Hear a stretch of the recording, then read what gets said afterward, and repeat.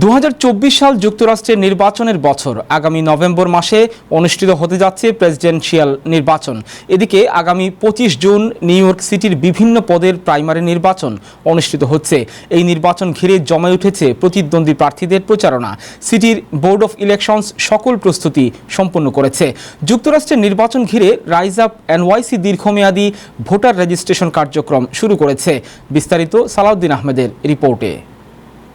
চলতি বছর যুক্তরাষ্ট্রের নির্বাচনের বছর। আগামী নভেম্বর মাসে অনুষ্ঠিত হতে যাচ্ছে প্রেসিডেন্সিয়াল নির্বাচন।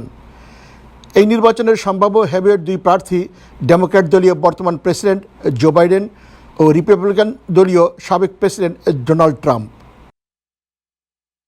এদিকে আগামী 25 জুন নিউ ইয়র্ক সিটির বিভিন্ন পদের প্রাইমারি নির্বাচন অনুষ্ঠিত হতে যাচ্ছে। এই নির্বাচন ঘিরে জমে উঠেছে প্রতিদ্বন্দ্বী প্রার্থীদের প্রচারণা। সিটির বোর্ড অব ইলেকশনস সকল প্রস্তুতি নিয়েছে। এদিন সকাল 6টা থেকে রাত 9টা পর্যন্ত একটানা ভোট গ্রহণ অনুষ্ঠিত হবে। এটা আমি সবাইকে জানাইতে চাই যে এটা ইটস নট অ্যাবাউট মি ও ওয়ান পারসন, কারণ আমাদের সমষ্টিগতভাবে উঠে আসা লাগবে। আমাদের একজন কাউন্সিল মেম্বার হলে চলবে না, আমাদের 10 জন কাউন্সিল মেম্বার লাগবে, স্টেট সেনেটর লাগবে। যার জন্য আমাদের সবাই মিলে কাজ করা লাগবে। We have to start collecting the signature, put our name. We have the lawyer. They could help us to cross-reference, check our filing process, and eventually, once we put our name in the ballot, people will start vote for us, and they will can expect, give me more respect. We have to realize their game and start working unitedly. We have to have one candidate from Jamaica, for example. We have to have one candidate from Bronx, and we need to rally behind this candidate, which is our candidate. And this is the way forward. This is the way we're going to win. Not 5 candidates, not 6 candidates. I agree with you 100%. And also, I speak on community forum that we have in each and every community, we have our religious organization, whether it is masjid or a mandir.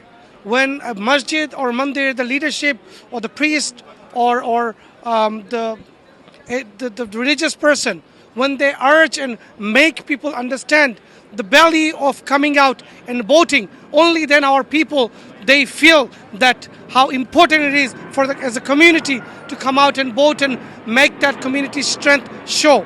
When you come out and vote, you show your strength, you show your number, and change happens in your community, in your country, in your city. I know the Rise Up New York is working very hard to educate people because most of our Bengali people, our community people, they're very they're not going to vote. So our main concern is to educate them, to know about their rights. If you don't vote, nobody going to be listen to us. That is our main concern. অনেক বড় community events, whether that be entertainment programs, educational programs, whatever, আমরা বিভিন্ন কংগ্রেসউইমেন, সেনেটরস, mayor ওনারা আসে এবং ওনারা যখন কথা বলে আমরা জাস্ট বসে হাসি অ্যান্ড ছবি তুলি।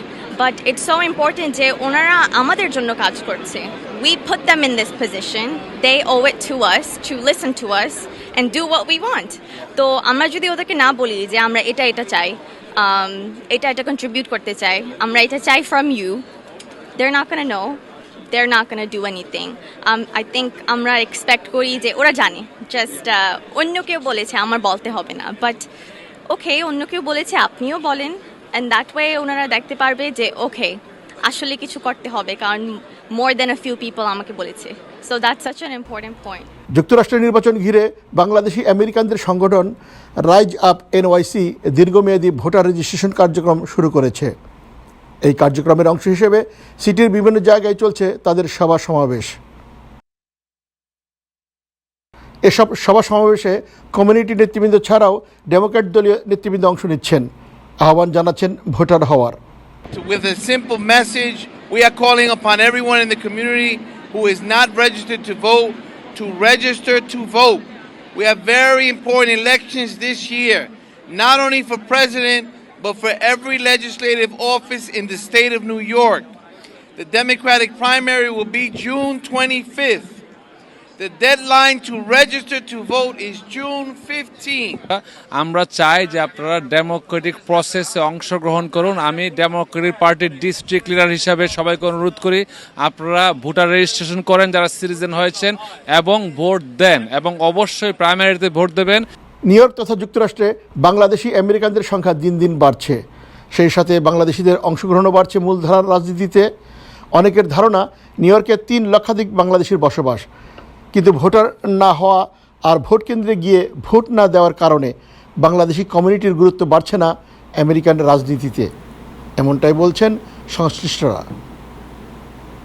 Salauddin Ahmed, Time Television, New York.